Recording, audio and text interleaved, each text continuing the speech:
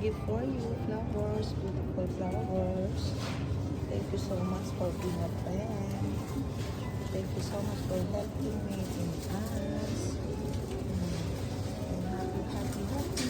Thank you so much. And flowers for you. Sa inyo, kahit sa kanina. Ang ganda ko ni. Diba? Sige lang sila pero maganda. Ilang po sila pero maganda. Ganda ko, diba? Sana naman po sa January 25, may ceremony na naman kami. Lalagay na naman po tayo ng flowers.